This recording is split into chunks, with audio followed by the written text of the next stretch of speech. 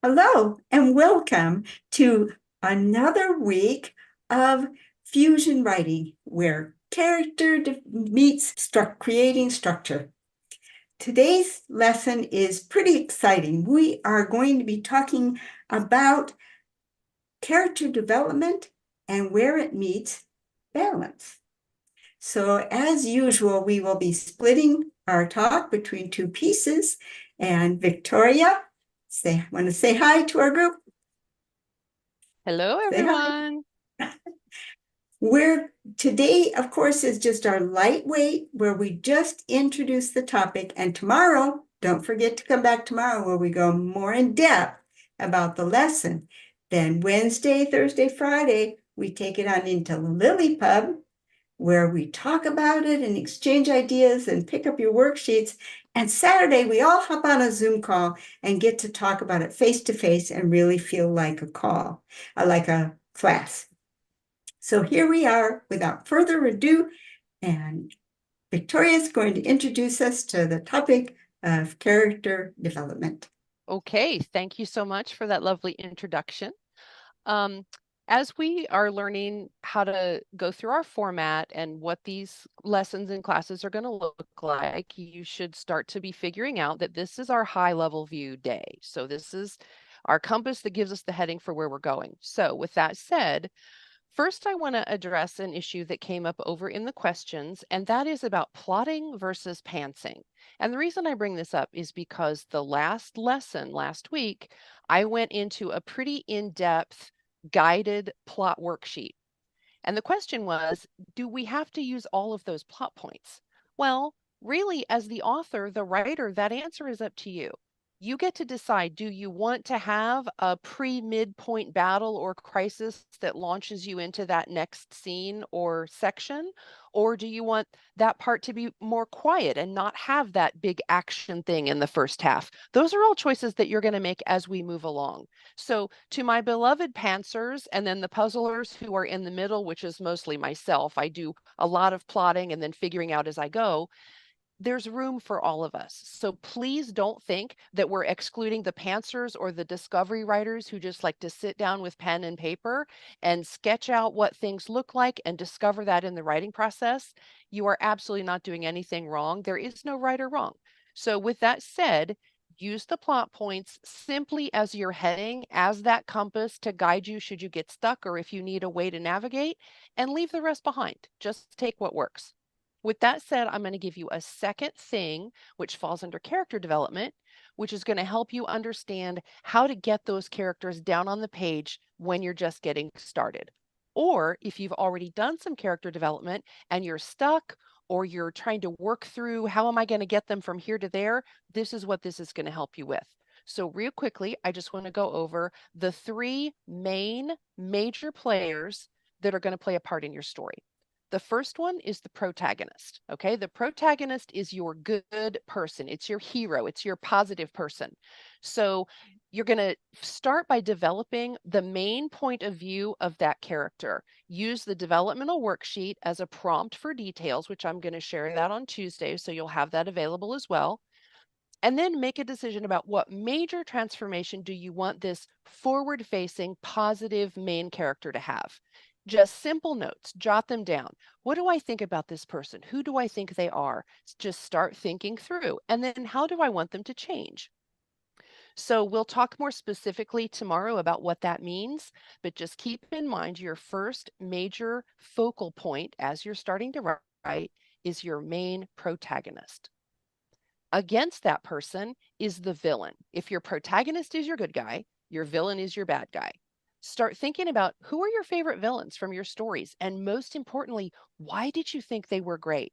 Usually the answer falls somewhere in the realm of the villain relates in some opposite way to the protagonist. So your good guy and your bad guy have some main conflict that ties them together. That's what makes a good story thread. So your bad guy, as you're thinking about your good guy, how could they balance one another? See what I did there? Kathleen's going to talk about balance shortly, but how can those two play off of one another? And then the third one that I'll mention as a high level major player is an antagonist. there's a misconception, especially among new writers, that your villain and your antagonist are the same. That's not true. Your villain is your ultimate bad guy, okay? He's the main challenge to the hero or to the protagonist.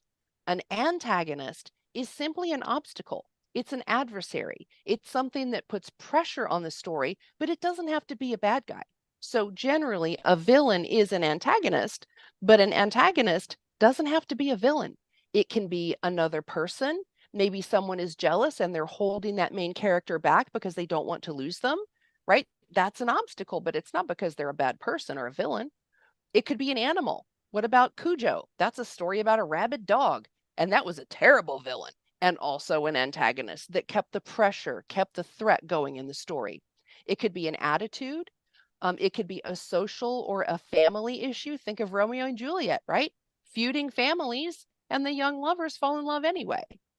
That's a family attitude. That's a family antagonist, but it doesn't really qualify as a villain, yet it throws obstacles in their way. It could even be a body of government or something societal. So as we talk through in tomorrow's video how to develop our characters, we're going to look more at how to get this done. So with that, I'm going to throw it over to Kathleen to take it away from the major players. Well, thank you, Victoria. That was really fascinating. I especially enjoyed learning the difference finally between an antagonist and the villain. I'm one of those ones who thought they were one and the same creature. So that is really good to know. As Victoria hinted, what I'm going to be talking about today is the character trait of balance. Those of you who've been through my courses or have my book, you know that balance isn't a character trait in itself, it's a group of character traits, but they've got a lot in common. And the things that the balance traits have in common, which is quite fascinating, is that the correct answer isn't one side or the other. The correct answer is finding a balance. And the two sides are chaos when things get a little too wild and rigidity when they get a little too tight. And the point of the balance is finding that fluid point. And all of the character traits that go in the balance group together work towards having a character who is self-possessed and in self-control. If you think of your martial arts heroes, especially, they epitomize balance. Self-mastery is just a huge part of that. And it's a really fun trait to play with because of those toggling of those two extremes. And there are some amazing elements inside of balance, and we'll go into those, much more deeply tomorrow when we talk about a little bit more about the challenges of balance and how you write balance into your story. But the main thing that we want to think about with balance, to ask yourself some questions, is when have you been pulled too hard in one direction? Maybe it's something that just a bad habit that you just can't let go of. Maybe it's something that's borderline obsessive. Maybe you're on your phone too much, or you can't quit watching kitten videos. For me, it's tiny home videos. I don't know why. My library would never fit in a tiny home. Yeah, I love watching tiny home videos. So letting things where you have the time for recreation, but you don't let it draw you away. Balance can also show up when it shows up as a temptation to do something pleasurable when duty calls. And then it functions in an interesting way because it can be a way of, oh, you don't have to do that thing that's hard. Come do this thing that's pleasurable. And will your hero be tempted away? So these are just some little factors that you're going to want to take into account. For example, have you ever had the feeling of being out of control? And what do you do to get yourself back in control when you feel like you're spinning off out of control? What about feeling self-conscious in a social gathering? Have you ever walked in and felt, oh, I don't know, and your whole thoughts, you want to think about other people, but you can't because your whole thoughts stuck on yourself? What happens if somebody comes along and says, oh, could you help me over here? The whole picture can change. because you can let go and come out of yourself. And a lot of balance is that ability to feel comfortable enough inside yourself that you can come out of yourself. And that one of the dangers of imbalance is that you can get trapped inside yourself or your character as well. What about attention? Attention, surprisingly, has a lot to do with balance. Can you think of someone? Everybody knows someone who just has to be the center of attention. Have you got anyone in your story who's like that? Could possibly be an antagonist. And then there's another thing about giftedness. Are you comfortable with your giftedness? Are you free to express your giftedness? Or do some people feel like they have to shy away from it and cover up their giftedness? Um, and maybe one more thing to think about with that is challenge of being honest with yourself. If you can't tell yourself the truth, how can you be open to other people? So anyway, these are just a few things to be thinking about the concept of balance. But if you had to take away one thing about balance, it would probably be the word moderation, because that epitomizes, that's sort of the poster child of the balance traits is moderation, which is a character trait in and of itself. But the whole idea of capturing that center ground. So, Victoria, I was wondering if I could ask you a question about your characters. When you're talking about the difference of an antagonist versus a villain, because that was a big one for me. So, whereabouts would your antagonist show up in the story? Is he in middle, beginning, end? Where would he normally appear? Great question. It depends on the goal for that character. So you could have, for example, let's say in the instance of you have a jealous character.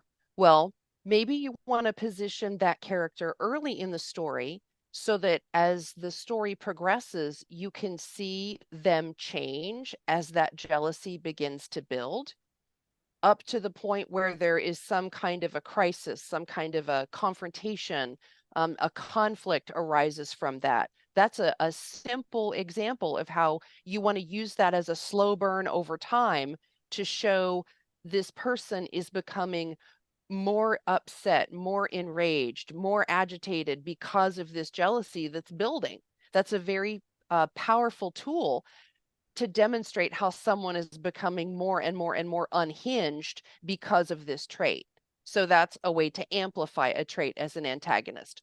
Now, you can pop those little obstacles in at any point that you want to. Let's say you've got this going on in the background with this through line of jealousy, but then maybe at the midpoint of the story, um, something happens that is a weather event. Maybe there's a storm that takes out all the power, and you find that your jealous person and the person that they're obsessed with and the person who threatens this relationship are all stuck together in the dark in the same house. So using the weather as an entity antagonist, and then having the antagonist, which is the person who's carrying the jealousy, you can start to compound those things to give good conflict and build that story. So really you can pepper them in throughout depending on which ones you choose, or you can take one key person or thing and grow it in order to have that slow burn tension. So it's entirely up to the author. My advice is always play with the options. If I insert this here, then it means this is going to happen and then that's going to happen. And then you can say as the writer, yeah, that's not how I want that to go. Maybe it's the right antagonist, it's the right thing, but maybe you've assigned it to the wrong character. I did that myself and I had to make some changes. So look at the natural outcomes of whatever that obstacle or antagonist is, and then decide, is that where I want the story to go, or do I need to make some changes and do it in a different way? Oh, thank you so much. I'm wondering, I've been thinking about this when you mentioned the jealous character, that certainly a character who is jealous does not feel comfortable within himself. And that's definitely a character who's out of balance. So that Yes, balance absolutely. can be another way of looking at your It doesn't just have to be your villain. It could also be an antagonist. It could be a very out of balance character. I would argue balance is an excellent metric to use with every character. A lot of the traits will fall into certain areas where you know this is where they belong. But something like balance, and even like we talked about resilience last week, those are great metrics to kind of test the mettle of your character, to really get down underneath what their issues are, what their attitudes, their values, and start making decisions about, okay, if I'm looking at this trait and I'm using balance as the metric for it, if I shift that balance this way, then that's going to change things over here. And if that's the direction you want your story to go, then that's the right thing to do. If it's not, then change it back and maybe put in a different antagonist or a different scenario. Yeah, so there's lots to play with today as we think about just map. The compass is just setting the scene for what we're going to be working with this week. So today is just getting you started thinking about it. Tomorrow we'll go into more detail, both on the structure side and on the character trait side. And then Wednesday, Thursday, Friday, we'll put up little challenges over in Lily Pub where you can go over there and discuss the trait with one another and put up little snippets of writing if you want to do that. And of course, see you there on Saturday for the Zoom call, which is going to be a tremendous amount of fun. So that will do it for today for our compass. And we will see you back here tomorrow for the map. Bye-bye. See you later.